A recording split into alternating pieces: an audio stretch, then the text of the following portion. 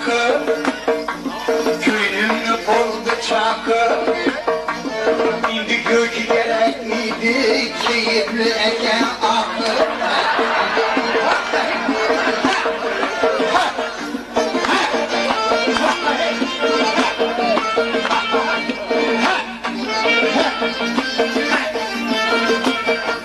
Balam ağrı oladı, köyünün karı oladı. Bana kara kar atan canı dar oladı.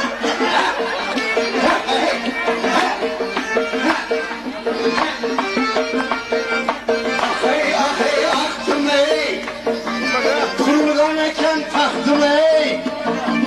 Karlı kurayı eken, ötken eken baktım ey. Aşırı yarım dur yarım.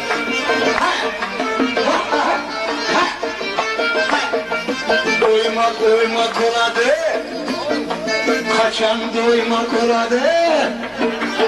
Bana karakter derpesiye karı kaymak oladı.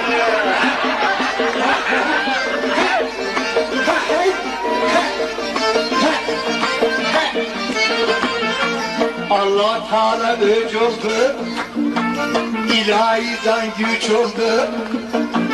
Kriz yok da korkutturuverdim, Kudaya şükür üç oldu.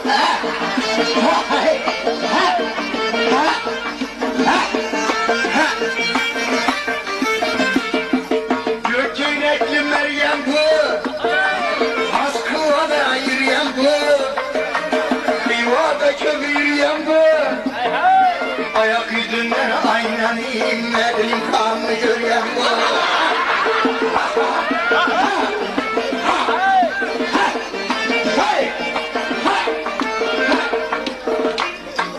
Pazardayım narkından, aylanıp gittin çarkından.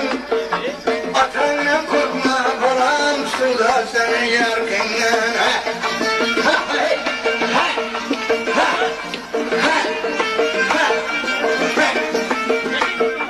Aka akaya akakı, şirin bunun sakakı.